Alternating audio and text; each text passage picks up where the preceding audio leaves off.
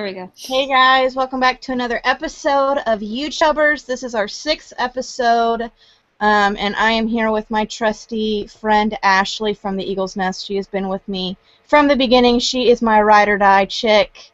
Ashley, say hi and tell us where you can be found. Hi, I'm Ashley from the Eagle's Nest, and you can find me on YouTube. My channel is the Eagle's Nest, Twitter at the Eagles, and just Ashley Eagle on Instagram. Those are the ones I use the most. So y'all make sure to go find her, follow her, be her friend. She is amazing. And you are moving soon, right? And I'm super sad. You're going to be moving a couple hours away. Yeah, next week. So we got to plan a beach day. Hopefully we have a nice day. Yeah, for real. So, it is May. I cannot believe it's almost summertime, but this month we just celebrated Mother's Day, and just to kind of keep with the theme of things, we have decided to make this episode about our children and ways that we want to help influence our children and, how we want to teach them to be healthy and to live better lifestyles than we did growing up. So I think the first thing that we wanted to talk about was kind of our influence from our parents. Not that we're saying that they are bad parents at all, but just, the difference, because I'm 30, you're almost 30, just the difference between then and now. So how do you think your family influenced, the way you were brought up? I feel like with each generation, there's kind of like this mindset of what people should do to like be healthy. Like I know my grandparents, both sides are like really like conscious about not only their weight but like other people's weight. They'll be the first person to say something to be like, "Oh, have you put on a few pounds?"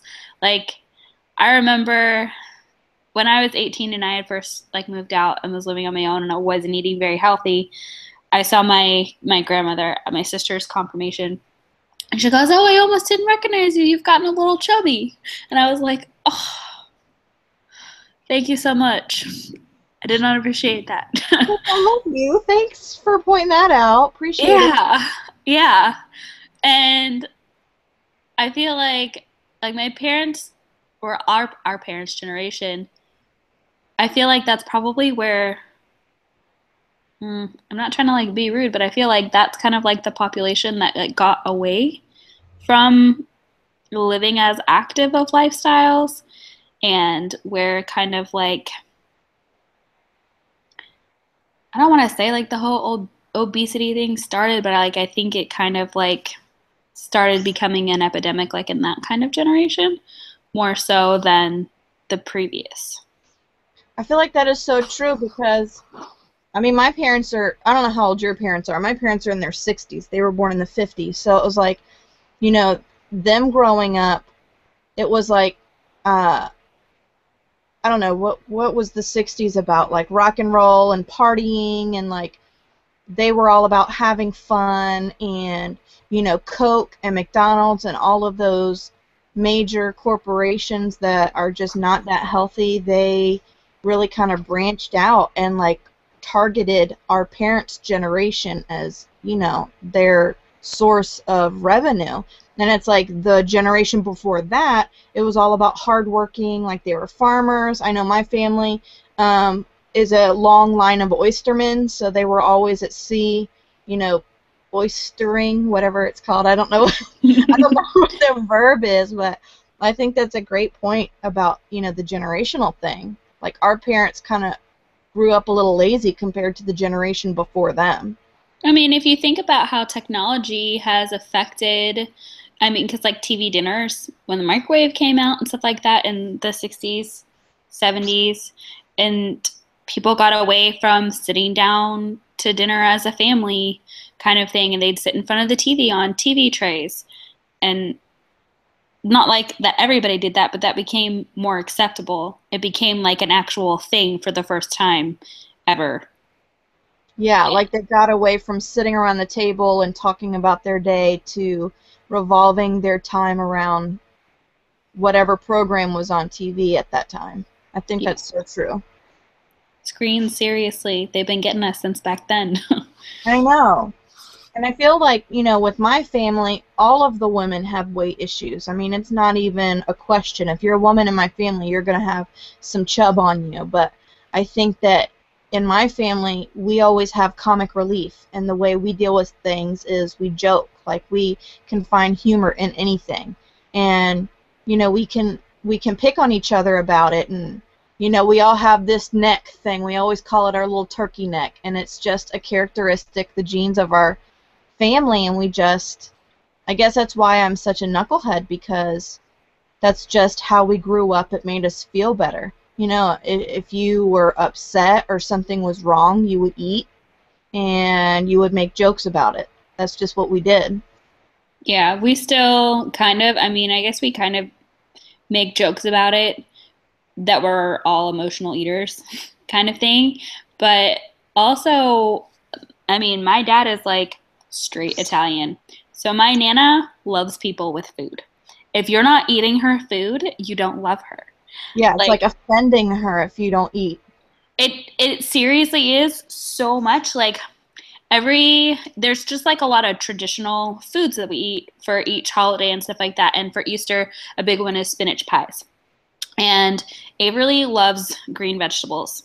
Don't know how that happened, but she loves green vegetables. So when she had a spinach pie, her first Easter that she could actually eat food, so she was like about a year old. We were at my Nana's house, and she was chowing on the spinach pies, and like my Nana was having a cow over it. She's like, "Oh, just bless her heart. She just loves those spinach pies. She's the only grandkid who loves my spinach pies." And like she was like just beside herself. And I kind of just like really got what she was saying. And even if, like, I don't know if you've seen My Big Fat Greek Wedding, but there's a scene where um, her Greek mom and her brother comes home and she's like, "Oh, are you hungry?" He is like, "No, mom, I'm good." She's like, "Okay, I'll make you a sandwich." That's like how it was going to my Nana's house. We'd be like, "Oh, are you hungry?" "Oh, okay, I'll heat up some pasta for you." Like, but we said we weren't hungry. And there's like multiple courses, right? Like it's not. I mean, I guess the only thing I have to compare to is Jersey Shore. When Vinny's mom would come, did you ever watch it, Jersey Yeah, Shore? When yeah. Vinny's mom would come visit, and they'd eat their big huge meal, and then they'd all like disperse, and they'd all relax and have naps, and then they'd come back for the next course, and then they all like take a break. Um, I mean, like if we have, I don't know, it's kind of like hard to describe because it depends on how many people are there. And sometimes it's like buffet style, and we all just kind of, there's like fruit and like snacky stuff to begin with, like you would think like a party. That's like a normal like family get together kind of thing where you have like the appetizer buffet and then you have the meal and then you have dessert. Like it's a lot of food all the time and it's out there and it's like, "Oh, you sure you don't want some more?" And it's like it's a lot of meats that are really not that good for you, a lot of cheese, a lot of rich foods, a lot of carbs. So it's just the Italian food way. Now, if you're talking about going to an Italian wedding, that's like a 5-course meal right there. That's pretty intense. And I bet it's amazing. Oh gosh, the food's so good. That's what makes it so hard. Is it tastes so good. It's like, how do you control yourself? Like, how do you stop? Okay, really, seriously. How do you just get like one little tiny plate with just like a couple little bites and you're like, "Oh, okay, this is good," versus like, "Man, that was amazing. I gotta have more of that." Uh, like I don't know, that's something I've struggled with. I feel like for a really long time, it's like I just really like food. So if something tastes really good, I want to keep eating it, even if I'm full. And like I've gotten better. Like I'm not as bad at it. Like I don't like eat myself till I'm like in a food coma anymore. But it is still really hard. It's something I've been kind of like practicing and trying to be conscious of. And it's extra hard when it's like chicken piccata. And I love it. And it's so good. Yeah, that's definitely where you got to learn self-control. That's Yeah. definitely hard when you've grown up one way for so long and then all of a sudden you're like, okay, I need to change it up a little bit. Yeah. I'm I feel like I eat like way different than my parents do, but at the same time, they've still gotten kind of on board with like paleo style and stuff like that. My dad just likes to eat a lot of meat all the time. Like every meal's got to have some meat, and I don't care for it that much. Me neither. I'll have chicken every once in a while, but I don't have to. Yeah. I I forgot to mention to everybody watching that you can hashtag YouTubers, and we will see you over on Twitter, or you can comment below here in this YouTube video if you got a question or something to say. Just write it down below. And one very fun announcement that I have to make is that today I am officially in my second trimester. Yay! So I'm not going to show bare skin, but I will stand up and show my my little bubble. Can you see my baby? Oh, it's coming out. I feel like you've definitely popped more than from when I saw you, like, what, a week and a half ago? It's Yeah. definitely way more popped out. Can you see? Yeah. Enough. I mean, that's like, whoa. It's like, is there really only one child in there? Yes, people. I have That ha proof. I have proof. There is only one fetus. that happens with the second one in the beginning, though. I remember people were like noticing and asking me how far along I was when I was like at the same stage that you're at right now. I'd be like, "Oh, I'm 14 weeks." And they'd be like, "Oh." And I'm like, "I feel like I'm still in the stage where people should not be asking me that," but they were. um, what was I gonna say? Oh, yeah, and I've been feeling movement. I've been feeling movement for a couple of weeks now, and it's funny because it's like you tell people that, and they're like, "Oh, really? You are?" And it's like, "Yeah, but that's because I know, like, I've had a child before. I've been pregnant, so it's like before when I was pregnant with Leilani, I probably felt it all the time, but just thought it was gas." Yeah. So I'm like, no, no, there's a baby. I feel it. I feel it all the time. So Yeah. it's a lot of fun. So That's just so want, I know. exciting. I just wanted to throw that out there for you. I got to still do a pregnancy update and try to put that up tonight before I go to bed. We'll see if I Yeah. can get it done. But you know what? I saw you've been keeping up with your Shakeology and everything like Yeah, that. So, actually just had one before I came on air with you. Um, and I feel like it's the only way that I'm going to keep myself on track because you know, it's so easy to have pregnancy mentality where you're like, oh, I'm eating for two. I can go ahead and have a third, fourth serving. But it's not true. Really, you're only supposed to have 300 extra calories a day. Like, you're yeah. not supposed to go overboard. So, at least that, you know, with the Shakeology, I know that I'm getting the correct vitamins, nutrients. I'm getting everything that I need in a day, that right there in that one shake, and I'm not like concerned at all. Like and I've only gained like 2 pounds, whereas with Leilani, I was like 10 pounds in by now. And do you feel like doing the Shakeology has helped with like cravings and stuff like that? Oh my gosh, yes, because it gets rid of your sweet tooth. I mean, the shakes themselves are sweet, but they curb your appetite. So Yeah. and they satiate that sweet, that necessity to have something sweet. So it's like we've got little Debbie's in the house for Leilani for snacks and everything. We've got little cakes, but I don't feel like I have to have them because when I have my Shakeology, it like takes care of that need. So I definitely feel like having it this pregnancy is a lifesaver for sure. Yeah. I know that like with Aiden, I kind of cheated because I lost 11 pounds before I started gaining, and I didn't gain as much as I did when I was pregnant with Averly. And with Averly, I never lost any. I think I maybe lost like a pound or two, but I think I gained 5 pounds my first trimester, and then it was just the sweet tooth that killed me. But it was mostly like the first trimester with her, I was just craving like fast food. Like I had not eaten fast food in several years, but like that's all I wanted. And my husband was across the country doing training, and I could not cook for my child because I would vomit. So I just ate what sounded like a good idea.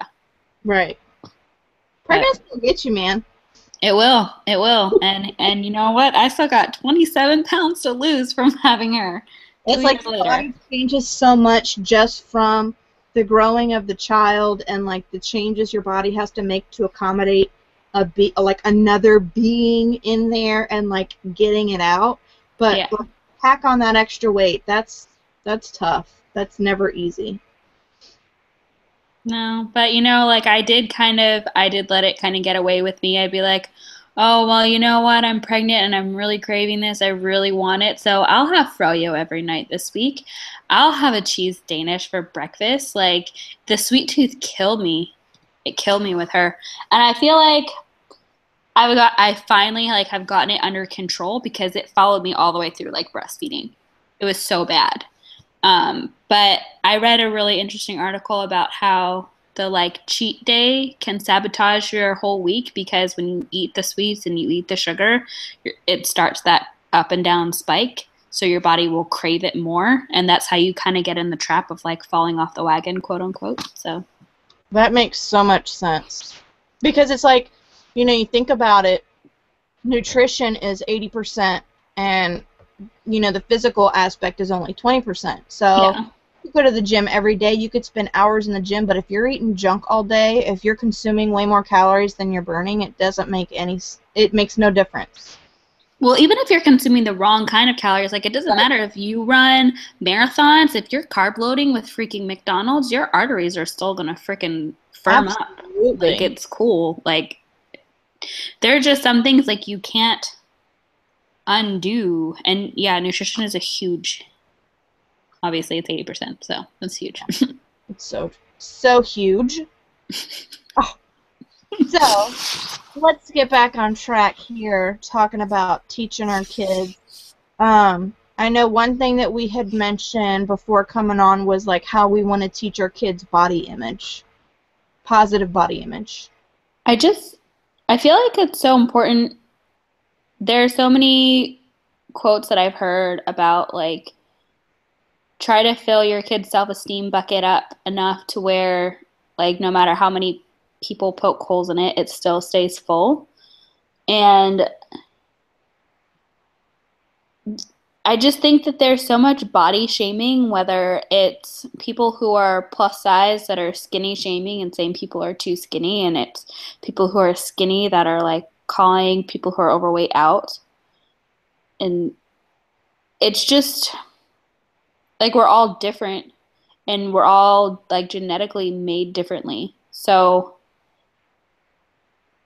I just kind of just want them to have a realistic idea of what their body should be. I don't want my daughter to grow up and think, "Oh, I need a thigh gap." Like that. It's like my hugest pet peeve right now. Thigh gaps. Those are stupid.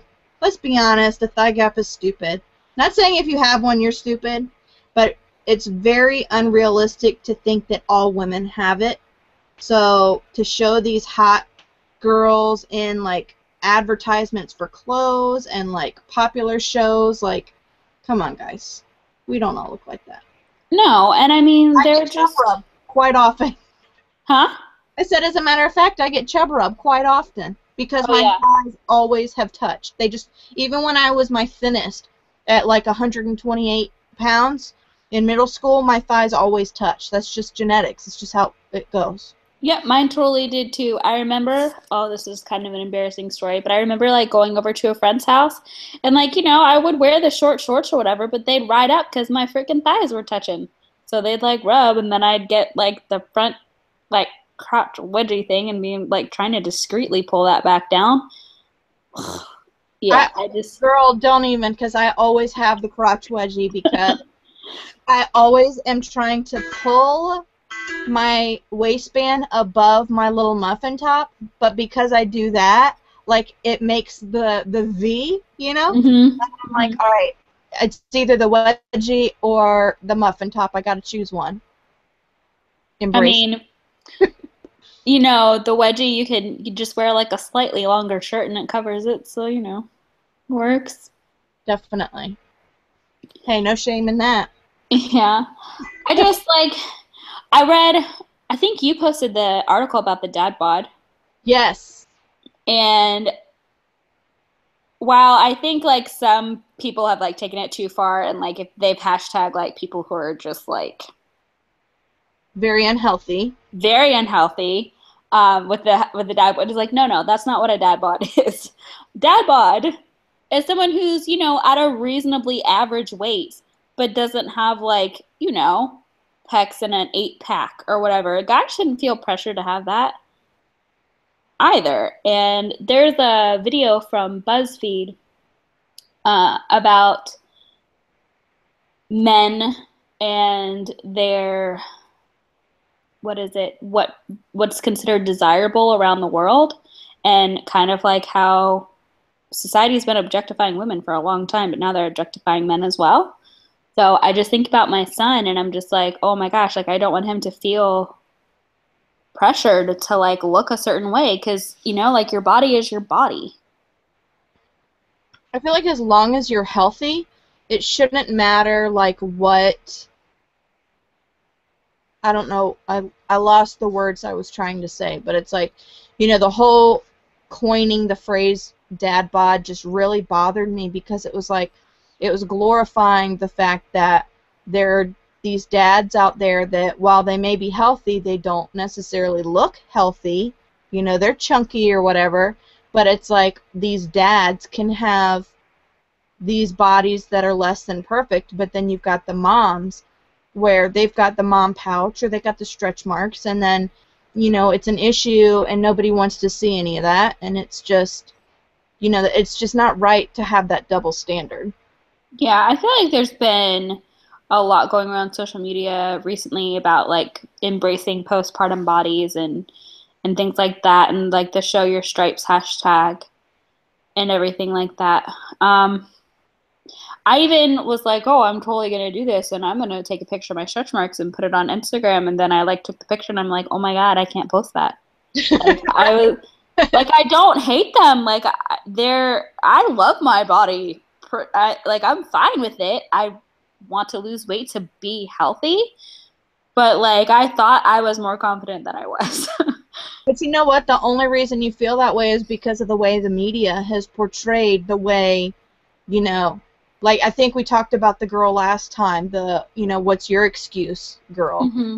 Mm-hmm. And it's like you've got girls like that, and I swear it's all about genetics. She was able to just bounce back and not have any repercussions for having children. Like her body just accepted, here's a baby, okay, the baby's out, bam, you got your old body back. But not everybody's like that. Oh, and another thing I wanted to bring up too, and I saw this on, I think it was trending on Facebook. Do you watch Teen Mom OG? Yeah. The episode that they aired just this week was all about Caitlin's weight and the issues that she's having trying to fit into her wedding dress, and she's supposed to get married in August. So I saw this article trending about waist training, and I know that I think Khloe Kardashian's doing it, and several teen moms are doing it. Caitlyn, Lowry, however you say her name, and Janelle are doing it, and it's like, I don't agree with the whole corset wearing thing, to be perfectly honest with you. I personally, there's two things I can say to that. Number one, I think the whole waist training thing is complete bullshit. It's such a gimmick, right? It's like it's not real. It's not like your hips, like they spread out to make a baby come out. Your ribs spread out so that baby could fit in your body. Like you can't just like train it to go back. That's like, to me, that's similar to like, what is it? The tribes in, is it the Amazon or Africa or something, and they do the neck stretching. Yeah. Or they how in China they used to wrap their feet and like all those things. Like that causes damage to your body. That's just not even a good idea. Permanent damage. It's not just like, oh, let me just try this out and see how I look for a minute. No, you're like causing damage. Yeah, and even like the whole like belly bandit thing, they're like, oh, the postpartum, all that whole thing, like, and it makes your skin less saggy, or it can help your stomach go back in. I just think that's all complete crap. The only way your stomach is going to go back is if you work out and you work your core and you build the muscles. So true. That's what's going to happen. The second thing I have to say about that, and it pisses me off, is the fact that guarantee I would put money, I know for a fact some of them, they're affiliate links. They're getting paid to post pictures of themselves in these waist training things. Every single one of them, they get paid to mention the product. They get paid for their posts on Instagram. And I just really think that, okay, like I understand you need to make a living and, you know, you make your living through social media, but I think that there's a responsibility between like supporting themselves and the image that they're portraying, especially from the teen moms and even Khloe Kardashian. Like, they have a really young audience. I guarantee you go through their Instagram followers and half of them are girls under the age of 18. I would love to know, like, how much of an influence they're having on sales for these companies that they're advertising for. And I'm almost positive it's almost all of their sales is coming from girls like them. I'm sure it is, because why would you even think about waist cinching? How would you even know it's a thing? Like, that's so, like you said, it's so Amazonian. It's like so third world. It's not something you would think about here in America. It's one of those things that I think is a Band-Aid. Like, you will never hear me badmouth another company, but I think that there are other competitors to what I do as a Beachbody coach that are not lifestyle changes, but are Band-Aids to problems. Yeah. And they are temporary fixes. Well, totally. 100%. Like, it has to be about the lifestyle. Not even kidding, running at the park the other day, saw a chick there with a waist cincher on. I could tell she had it on. It looked uncomfortable as crap. It didn't help her body look proportional at all. Like I'm not trying to be rude and like judge her, but I'm just thinking like, girl, why are you working out in that? You're gonna pass out. How can you breathe? Yeah. And you gotta put that sucker real tight, don't you? Yeah, and she's kind of like spilling out on top and spilling out on bottom, and I'm just like, it doesn't even look natural. It doesn't even look cute. Oh, you know what? Oh, something that pissed me off so much. We went and saw Cinderella. Beautiful movie. The live action one. Yeah. We went and saw it at the Cafe Cinemas. And amazing movie. It's beautiful. But when she's in the blue gown, like the ball gown, they retouched her waist. And you could tell they retouched her waist because it looks so unnatural. And it just looks so like... And I was like, oh, I was getting so angry, like sitting there in the theater. I'm just like, you have this beautiful dress and this amazing, like, stunning actress who's thin enough, like, and you're retouching her waist. I don't remember who plays her. She also plays Rose from Downton Abbey. I don't know what her actual real name is. No, I'll have to look it up. But it's just sad because, I mean, it's so easy to influence people into thinking, I mean, you didn't put the weight on overnight. It didn't happen quickly. Why would you think that something instant would do it? Like, you need to work hard. Yeah. You got to put the work in and everything. The thing that upset me the most about that is because Avery's like, oh, I'm a pretty princess. I'm a pretty princess. And, like, I don't want her to look at that and think that that's what she has to look like to be a pretty princess. It just, it infuriates me because there's no need for it. There's no need for it. And if she were older, I would feel the need to, like, sit down and have a conversation with her about it.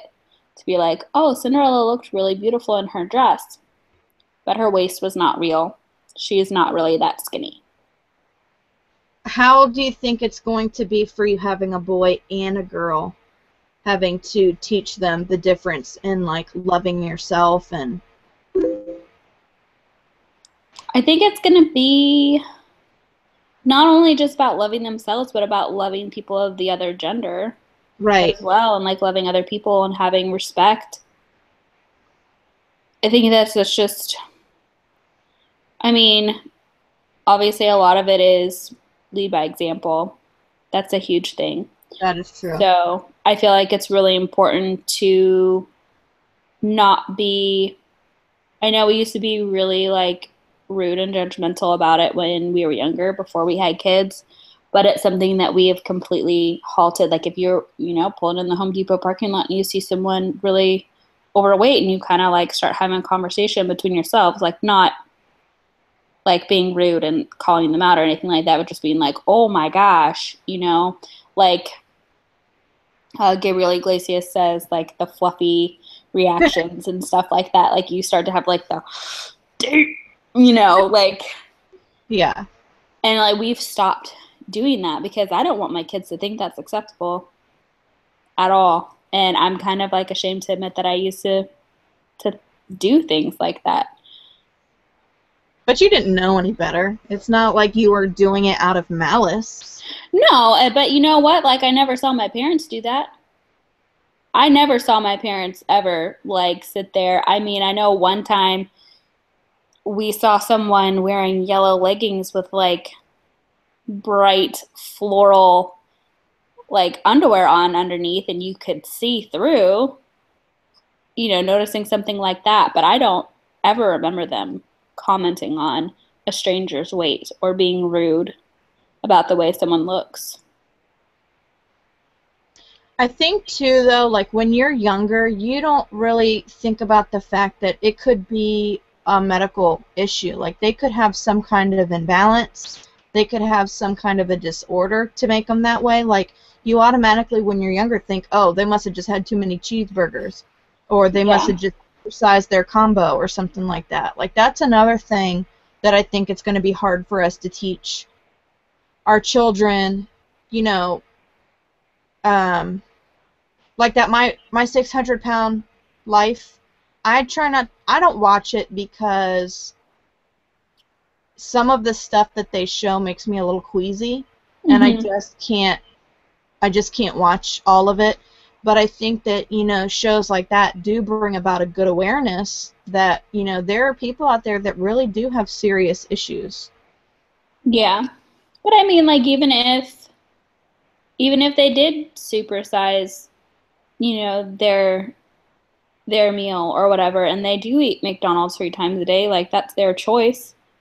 They're not, it's the lifestyle that they chose, and what right do we have to judge them on the way they look, no matter what the reason is behind it? I totally agree with you. I'm checking to make sure I'm not missing any tweets or any comments. Make sure you guys watching. We usually have a Twitter party during these, but our host was unavailable tonight, so I'm trying to do it myself. So make sure you guys are hashtagging YouTubers. You can also comment to the YouTube video you're watching below, and we will see your questions or comments come up, and we will be sure to answer. And if you are watching this recorded after the fact, don't let that stop you from leaving a comment, because we will be keeping up with it and coming back and watching it as well.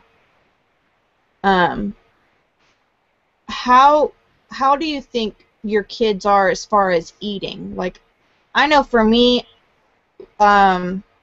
it's definitely been a roller coaster with teaching Leilani about food. She would go through this phase when she first started baby food where she was not picky at all, and I just was always bragging about her because she would eat anything and everything that we would give her. It was like she was just happy to have food. And then it was like the older she got, the more she became a texture snob, and she wouldn't eat certain foods. And now she is in that typical toddler phase where she wants chicken nuggets and french fries and pizza all the time. Mm-hmm. And I can't get her to eat anything else. And I remember, you know, growing up or, you know, as a teenager, when I would hear about kids that were like that, I'd say, God, those parents are just horrible. They just need to make their kids eat. But it's not until you have a child yourself that you realize it doesn't work that way. You have to give your kid what they'll eat, or they will not eat. They will refuse. Yeah, And that's how like what is it? Pediasure and all that stuff had came into existence was for kids who literally refuse to eat. And with my kids, I try to strike a balance between it's your choice to eat it. If you don't want to eat it, then that's fine. I'm not going to make you eat it. And especially things that I know that they don't like, I still offer it to them. Like Aiden he likes carrots on their own, but he hates them mixed in food. Like he hates them mixed in lentil soup, chicken soup. We had vegetable stir fry. He picked the carrots out, ate them individually, but he will not eat them if they're mixed in something. He doesn't like that. I wonder So why. Like, I wonder what it is about it being mixed in. Maybe he likes the flavor of them so much he doesn't want to miss out. I honestly am not 100% sure because his favorite color is orange as well. I just think it's normally like the contrasting color in a lot of the dishes.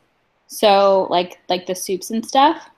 And he's really kind of like he likes things just so. He doesn't like his food touching. He doesn't like his dip to touch his chicken and stuff like that. He's very type A, first child. Which one of them was it that, when we were at the museum, would not eat the clementine because it was already peeled? Like, they wanted to peel it themselves. Aiden, totally, 100%, 100%. It must be the orange thing. Like, I mean, I'm not like I don't never give my kids pizza. My kids eat pizza. We eat DiGiorno pizza probably 2-3 times a month because it's easy. We have salad with it. My kids like salad. It's just I try to work with them on moderation, and I try not to fight with them about it. I did find myself getting into kind of a power struggle with Aiden about eating when he was like 3, and I was like, I'm not going to do this. Like, I don't want to fight with my son all the time. I don't want to make him feel like he has to be a part of the clean plate club and all these things. But I tell him, if you're hungry for dessert, you're hungry for your dinner. And that's the food that is like going to fuel your body and help you grow strong muscles. That, when you said, you know, you don't want to force them to be part of the clean plate club, it reminds me of like stories my husband would tell of, you know, growing up. He is from, his mom's Italian and Greek, and his dad is Hawaiian, Filipino, Chinese. And his dad was the cook in the house. He was always the one to make the meals, and he makes very good meals. But he was from, I guess, the generation where you needed to eat a lot on your plate and you needed to finish it all. Like, there was no such thing as portion control as a child. Like, you, as a child in my husband's home, you were given a man-sized portion, and you were expected to eat that whole plate.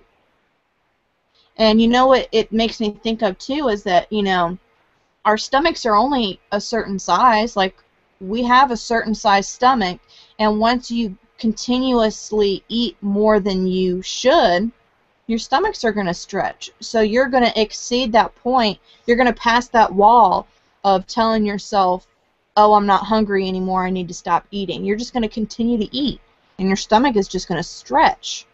Especially if you that full feeling, not like the satisfied feeling, but like the really full feeling, and you find that comfort, like, and after you're eating a meal, you're gonna keep going that. And that's like, I think where it kind of like becomes like a domino effect, because it's just like a little bit each time, and it happens so gradually, and then by the time you try to go back and make a change, you're like, whoa, I was eating that much, and this is how much I'm supposed to eat? Like, what the heck happened here?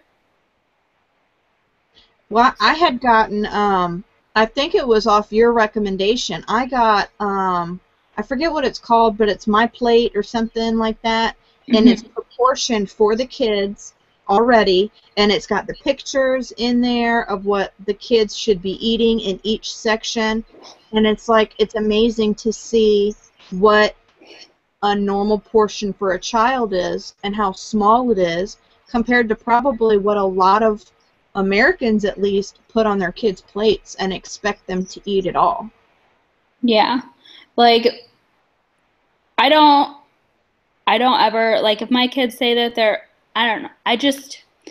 I've always trying to really challenge myself to teach my kids how to eat healthy. Like yeah, they've had like Wendy's, Happy Meals, and stuff like that, but they haven't had McDonald's because there's like a difference in the way they process things. If we're gonna do fast food, I prefer Chick-fil-A. So like if we're gonna be making decisions that are less than ideal, I try to teach them how like we're gonna have Subway as our fast food. You know what I mean? And they can have apples and milk with it and not French fries or chips or whatever. Like chips are like a treat food. And when they have them, we put them on a plate and say you can have this many chips, you know, just to say that like yes, you can have this, but like it's about fueling your body. And I don't keep a lot of that stuff in the house. So when they ask me for a snack, they ask me for almonds or they ask me for pouches. They really love pouches, like the pureed fruit and veggie pouches. They eat those like nonstop. I hardly ever buy juice. Like they drink milk or water. I'm just, but at the same time, like it's not like they never get things they never get fast food or they never get pizza. They do, just not all the time. And Right. I, It's like it's all about making it a treat or a special occasion versus the norm. Like yeah, Leilani loves apple juice, but I've never given it. I don't give it to her straight unless it's in like a juice box and we're out or hmm, something. I yeah, always cut it with water, and or I will buy the diet. Like it's not diet, but it says light, so that it's got half the sugar in it. But it's like if if we give in to their requests all the time, then they're just going to grow up thinking it's okay to do that. That's what um, is allowed, and that's what they should be doing. But that's so true about what you said about, if you get fast food, it's all about choosing the right one. Don't just go just anywhere and make good yeah, choices when you go. yeah. I mean, it's so hard because even if you go to like a fast food restaurant, if I order a salad, this salad has more calories and fat in it than if I just get a chicken sandwich. It's ridiculous. And you just have to be so careful about what, like, I don't know how to like describe it. You just have to be careful and be aware that I have heard be referred to as plant nachos, Yeah, I like basically. So like you can put whatever you want on it. It doesn't take away from the nutrients that you're getting from the lettuce, but it doesn't mean that it's necessarily healthy.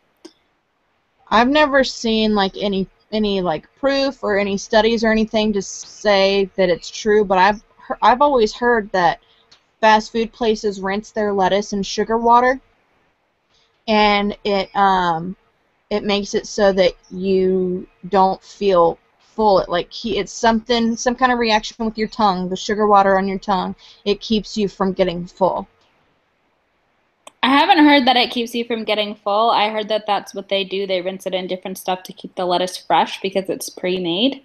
But all of if you go to a restaurant and the colors that they use in their logo and around their restaurant, those are usually red and yellow, like McDonald's. Those are colors that stimulate you and make you think that you're hungry. And then especially you see those in buffets and everything like that. And it's just really interesting how color can affect your mood so much. You can sit there in the buffet and think like, "Oh, I'm so hungry," and then you walk outside and think like, "What did I eat?" Like because you're away from what's kind of stimulating your brain and distracting you from what's really going on in your body. So they do all kinds of stuff to make us want to eat more. I've heard that too about, the layout of fast food places. They, they make the seating. I mean, who sits in fast food places anymore? Everybody is wanting convenience and wanting the drive-through experience, but they make the seating uncomfortable so that it gets people rotating, in and out so they can get more customers. Have you Hmm. ever heard that? I hadn't heard that. No. But it is totally true. You never see people sitting in fast food restaurants, and they used to get packed Hmm. growing up. We ate And McDonald's.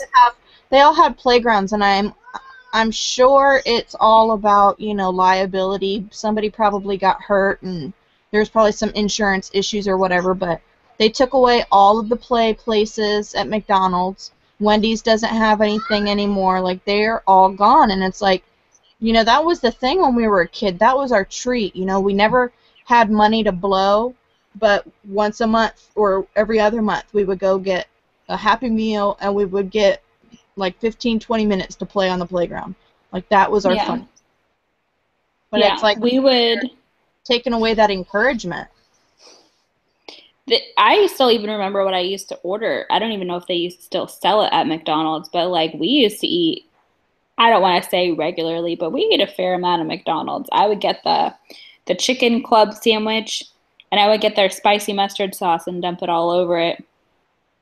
And that's what I would eat. And then when I stopped eating meat, because I didn't eat meat for like 5 years, I would get the fish sandwich. And then like I can't even remember the last time I had McDonald's, and I think the last time I had it, it was like a hash brown, and it was a pregnancy craving, and I just like couldn't help myself. But it it is so much marketing and sales, and yeah, trying to keep the customers rotating through and all of that. It's just the way it is, unfortunately, and we just have to be aware of it. You mentioned the hash brown, and it kind of made me laugh to myself because it just made me think, my first pregnancy versus this one, like the difference in my eating habits. Mm-hmm. A lot of it, though, has to do with the fact I'm a stay-at-home mom now, so I'm not out in temptation like I was before. But I worked at a car dealership, and I was an admin assistant, and I worked with a bunch of men. And for their idea of keeping me happy was keeping me fed. And they thought that if they brought me treats, that I would be in a good mood. And it was true. So I was constantly, I had 10, 15 guys working with me, and I was constantly showing up to my desk. I'd step away, and then I'd come back, and there'd be a Snicker bar on my desk, or there'd be a bag of chips. Or I was really, really into soda, Coke, which, by the way, I started these YouTubers because I was proud of myself for not having Coke, and I still have not had Coke since then. Good So for let me you. thank you, thank you. So I always had a fresh Coke on my desk. I always had something out of the vending machine on my desk, and it was just, I had a McDonald's right across the street from our neighborhood where we lived, so I was getting McDonald's every morning on the way to work. I'd get like 2 hash browns and a large Coke because I knew it would last me until lunch, and it was just, it's crazy to think, the habits that you form and the unhealthiness that goes along with it, and it just makes me laugh now because it was like, you don't ever think about what's going on the inside of your body, but it's like, I bet my insides were screaming for help. Oh, I'm sure mine were. When when I first moved out of my parents' house, we would roll through and get breakfast off the McDonald's dollar menu most mornings. I'd get one of those cheesy egg biscuits and the 2 hash brown order because you used to be able to get 2 hash browns for $1, and that's what I would eat like almost every morning. Not even gonna lie. And Chris would get the sausage gravy biscuit or sausage biscuits or whatever. We ate like crap, like utter crap. And a lot of it just came from the fact that, yeah, we knew it wasn't that great for us, but we really didn't know how bad it was. So, I still, every once in a while, I still get a craving for it. Like the other day, and it's mostly when I'm having a bad day, or like if I'm feeling real emotional, or if I got just a lot of stuff on my plate. I'm like, man, like I text Daniel, he was out of town last weekend, and I was like, I really want a Coke. I'm gonna get a Coke. And he was like, he texted me back like right away. He's like, you're better than that. Don't do it. And I almost did it anyway because I was like, it's better to ask for forgiveness than permission. But I was like, no, don't do it because then you're going to be upset, all this progress you've made. But it's just funny to think, you think you're in your best health the younger you are, but for me, it's been the opposite. It's like the older I get, the better I'm doing, and the better I'm going to age because of it. Yeah. Yeah, I think that's important to think about because like by the time you start to get up there in the later years, I mean like my dad is in his early 50s, my mom's still in her 40s because my parents are just really young. But my dad had a stent put in his heart in his 40s. Like before I ever even had kids, he had heart surgery. And he was eating McDonald's like every day for lunch, and he wasn't going to the gym, and he wasn't doing everything that he needed to do. And like my dad used to be a Marine, and he used to like he retired. He had like a super active lifestyle, and somewhat genetically he has maintained a lot of his muscle mass and everything like that, but he wasn't healthy, and that was a huge wake up call. And like once your body gets to that point, then you're trying to undo the damage or at least prevent more damage, and you kind of already gotten screwed. We talk about it often. When my mom was younger, I feel like she has said when she was 9, maybe 10, her father just died of a heart attack. She wasn't home. It happened right after she went to school. They had just all eaten breakfast together. The kids all went to school, and he passed away right there at the breakfast table of a heart attack. And we were talking about it the other day because I had bought a tub of vegetable shortening because I was going to make a batch of cookies, and it called for some. And I had it out on the counter, and my mom, we live with my parents, she's like, wow, that brings back a lot of memories. And she's like, I'm almost positive that's why my daddy died. Because and it wasn't vegetable shortening back then, they used like legit lard. Like, yeah, back in the day, they cooked with straight up fat, like grease. Like, even now, especially in the South, though. Oh, absolutely. And I mean, we are technically a southern state, but I think that some places, some families aren't necessarily southern, but my family definitely cooked fried food all the time with fat, animal fat. And it's like all of my family has heart problems. All of them. Both of my parents, my dad has had a stroke. My mom has what are called TIAs, which are mini strokes. She actually just had one this weekend when we went strawberry picking. Like, it is no joke. Like, you've got to be on top of, what's going on with your family, and, take heed to what you see happening in the generations before you, because those are all, signs of what could happen to you, and all of that is preventable. All of it is. Yeah, it totally is. Like, I guess like the two biggest things that run in my family is like hypothyroid. My mom, my sister, my grandmother, they all have like super slow thyroid. And then also my mom and my sister both have PCOS, which can make you much more prone to diabetes. And a lot of the medications that they put you on for that to help kind of regulate your body and stuff like that are like diabetic medications in the diet. And I can't remember what my doctor called it, but it's like it just creates a sort of like predisposition, like a pre-diabetes almost is what it can do. So just genetically, we are aware that, okay, a lot of the women in our family have low iron, And even my sister and I, my other sister and I, who don't have any of those things, like if our blood sugar gets too low, like we're a mess. Like we have to eat. So it's just something that we have to be aware of, that as we get older, that can happen to us if we're not careful.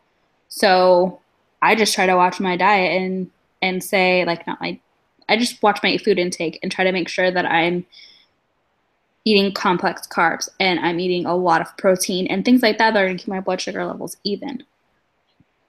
Because otherwise, I'm a mess, and I can tell when I'm starting to get hungry because I get angry. It's not fun. Hangry. Yeah. No, no one likes a hangry Ashley. No, I get like it took me a while to figure it out because I'd just be like, why am I cranky? I'm having a good day today, and then I'd be like, oh, I need to eat. Okay. Yeah, So. that's another thing too. Is like once you have kids, it's like remembering to take care of yourself, remembering to feed yourself. I mean, we're always worried about them and making sure that they're fed and that their needs are taken care of, but it's like we always neglect ourselves. Really do. We really do. And you know what? Before I had Avery, I was running, and Aiden and I would get out. We would walk every day, and he would play on the playground, and we'd walk some more, and we'd do all these things. We had a huge hill by our house, and we'd go to the beach, and we were just active all the time. And Avery was such a mess as a baby. She was a rough, rough kid, and I've probably said it a million times, but she was a difficult baby. And I never made it a priority to take care of myself and like work out and stuff like that until recently. And I feel so much better. I love to, like, I've gotten to the point now where like I enjoy getting out and going for a run. I look forward to it. I'm excited. If I don't do it, I feel like bummed out and I miss it. And I'm just really happy that I like specifically carve out the hour every day for me to do that for myself, by myself. And like my kids know where I'm going. They hang out with their dad, and I say, okay, mommy's going to go work out. Mommy's going to go for a run. And Aiden wants to do it with me. I go do the hill at the park, and he wants to do the steps. He wants to do the hill and everything with me. So I feel like it just goes back to the lead by example. Absolutely. Not to mention the memories you're creating together. Yeah. Yeah, and like my love language is quality time, so Oh, is it? just like, yeah, it fills my tank like right up. That's funny. I think mine is too, but I'm not positive. It might be, I don't think it's words of affirmation. I'll have to redo the test. I'm curious to see what it is now that you said that. You know, it can change, and it's really interesting. I've learned a lot more about it recently. It can change, especially it's very, very common for moms with young children for their like secondary one to switch to acts of service because like they're always doing everything for everyone else. So it means so much like when someone like does something for them. And I used to tell like my husband doing the dishes is like a big thing in this house. And I would tell him, I'm like, you don't understand. Like if I saw you doing the dishwasher and I didn't have to remind you to do it, I just, you know, that is a very attractive to make it appropriate on YouTube. So, like, I know what you mean. Yeah. But before my secondary was physical affection, and while like I still really like that, sometimes I feel touched out and I don't want anybody to touch me at all. Get off my boobs! Don't touch me. She's talking about her children, guys. Yes, because she's still in that like what they call now the final stage of weaning, where she's like, "Is that your boo boos? I just want to lay on them." Aww. Yeah. So yeah, and also I learned. I think it was Jessica from the Mommy Archives. She mentioned that she shows love differently than she receives it, which I thought was really, really interesting as well. Because you think like automatically like, oh, that's your love language, so you show love that way and you receive love that way, but you can show it and receive it in different ways. That's a great point. You're making me want to take that test. There's also one about color. Have you ever done the color one? Mm-mm. I'll have to find the link and send it to you, and I'll post it below. But there's a test, and on my team of coaches, we all have to do this personality test, and we have to send our color to our sponsor coach, the upline, because that Okay. tells a lot about, it's just like the love languages. It tells a lot about how you receive information and how you give information. That is good to know. I love to like, I just love a lot of self-awareness. Me So too. I love Wouldn't you love to know, like, how someone decided to sit down and figure that out? psychology. I mean, Genius. psychology classes are so completely fascinating. I only took one, but I would take another one. I love to learn about how people's brains work. I took one class. I took an intro to psychology when I was 19, but my professor had a very thick Spanish accent, very broken English, and I had the hardest time understanding her, and I feel like it was such a distraction, and I feel like I got a C in that class. I am not a C student. I'm an A student, let me tell you. And it was I would definitely, I'm 30, but I would definitely take that class again just so I could get better than a C. And Yeah. learn stuff, of course, obviously. My dad and I were having a conversation last week, I think it was, about how I don't really know how they'd be able to get around it, but how it should be kind of like a requirement that somebody kind of works on the fluency of their English before they get up and teach like a college class. Because my sister, I don't know, she's a math major, so I don't know if it was statistics or physics or which crazy math class that I've never taken she was taking this semester, but she had a teacher that she could not understand them, and she spent hours upon hours upon hours in the library teaching herself Yeah. because she wasn't learning anything.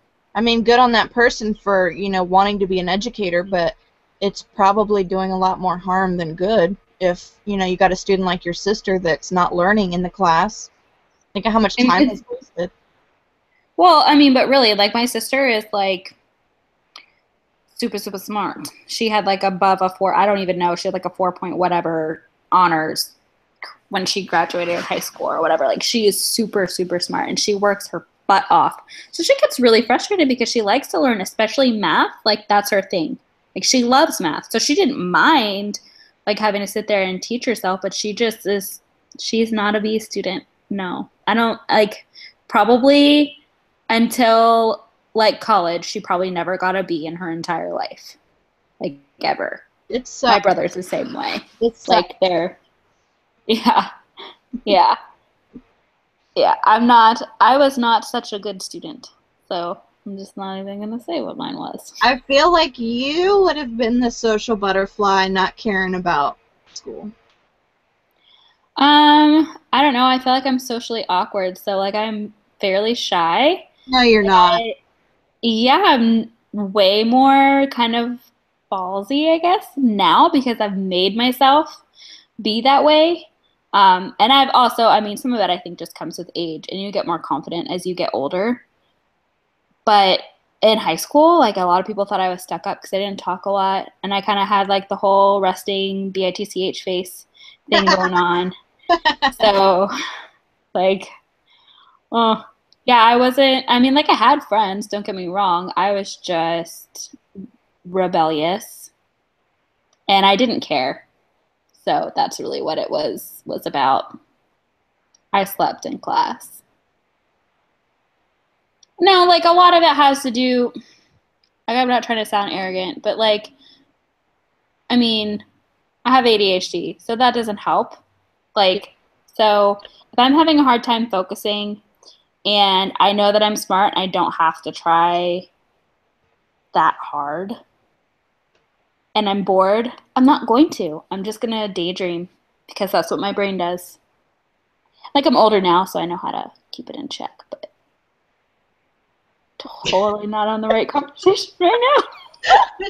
That's just exactly the opposite of what I thought you were going to say you were like in high school. I was, not to keep going off on this tangent, we're really good on that, and we're over our hour, which I'll wrap it up. Wow. But It's okay. If people are still watching, they clearly want to hear what we have to say. So that is touche, my friend. Touche. I was always the class. I was the class clown in 8th grade and in 12th grade. I was voted class clown.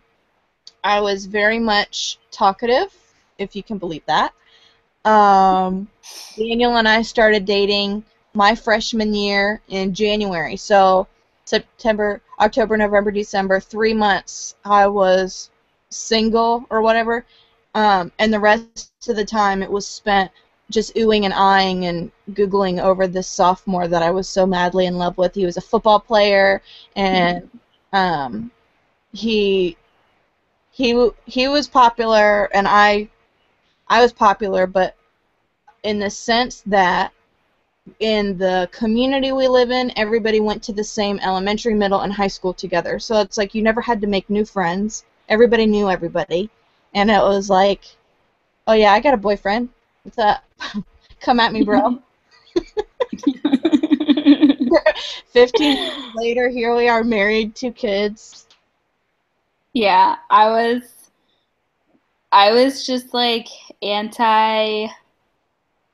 I don't even know. Like, I kind of feel like I cheated myself out of some of the experiences in high school by being like, I'm gonna throw paper balls at the cheerleaders at the pep rally, and I'm not gonna dress up for Spirit Day because I'm gonna be a sullen brat. But my siblings were much more like outgoing. Like, Kara was on the student council, and my brother, I'm not even kidding, my brother was on prom court, and he didn't even go to prom. What? Like, he didn't even go to prom, but he was voted on prom court at, like, the junior prom court. Would you believe, and I wish I knew where it was, that I was senior prom queen, and I have a crown. Ooh, Yes. very nice. I'm gonna find it, and I'm gonna post it online. I have my crown somewhere. Yeah, however, like, the area that we are from is still considered rural, but there's 5 high schools with like 700 plus students in each of them. They're huge. Huge. It's ridiculous. That's craziness. I wish we could go back. Like, if you could go back and do it all over again, would you? Heck no. I feel like we've gotten so, like, if I'd have been 5 years out of graduation, I'd have been like, dang, I miss high school so much. I wish we could go back. It was so fun. The best 4 years of our life, blah, blah, blah. But I'm like, you know what? That was so long ago.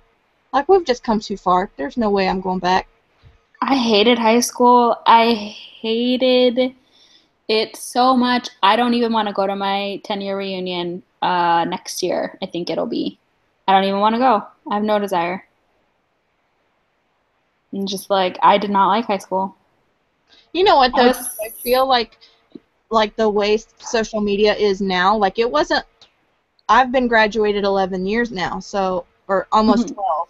Oh, but it's like, you know, Facebook had just become popular, and it was not open to the public. Like, not everybody could have an account. You had to have been in a college. You had to have been associated with a school. But it's like now, you can find anybody and everybody on Facebook. It's like, you really don't even need a reunion anymore. You don't. I already know who got fat.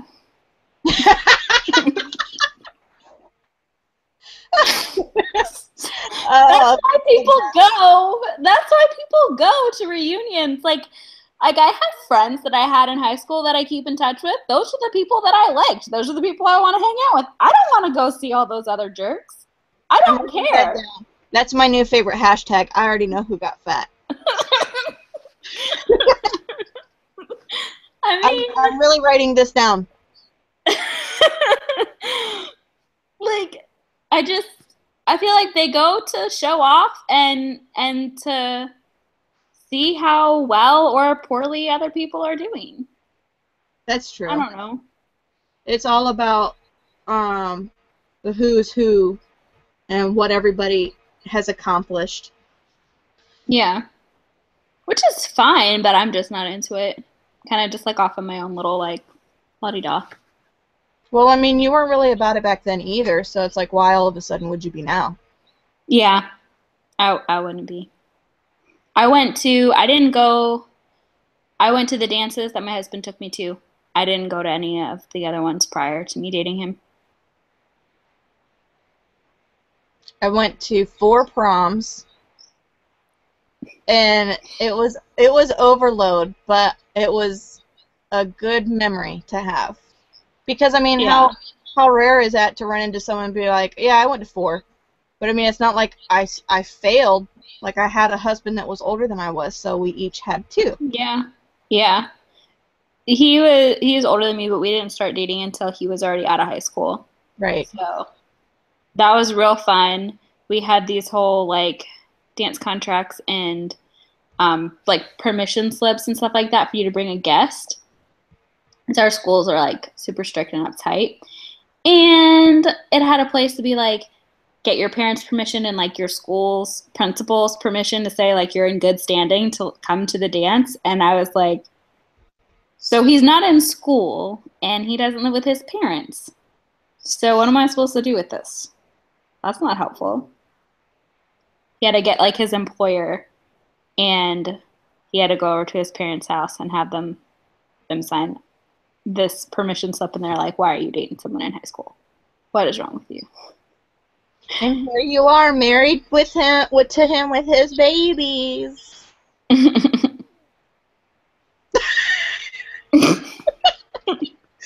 Okay, so we covered a lot of ground here, and I had totes my goats such a good time. I'm glad. Would you would you agree? Yeah. So I think that is a great way to end our little live chat here. Any of you guys watching, don't forget, feel free to comment below to anything we said, anything you have to add. We love to hear your comments, and we will be checking back and commenting. And what? I just want to throw one thing out there. I want to know how many proms everyone went to. Ooh, that's a good one. 4 for you, 2 for me. Let us know in the comments how many proms you went to. Comment below. Hashtag I already know who got fat. Okay, that's another thing. Okay, part 2. If you watched all the way to this point, I want everybody to comment hashtag I already know who got fat, because I want to see who stayed till the end. Okay, that sounds... That's my new favorite hashtag ever. I hope I can get that to trend. I really do. Yeah, go for it. So thank you again for watching. I am at Being Jenny Marie all over the social media platforms. Ashley is the Eagle's Nest everywhere, right? Yeah, pretty much. It's either Ashley Eagle or the Eagle's Nest. And I will, in the description box below, put where you can find us in case you're not sure what I just said. And thank you so much for watching, guys. Anything you want to say, Ashley? Other than hashtag I already know who got fat? I'm good. See you next time. All right. Bye, guys. Have a good night.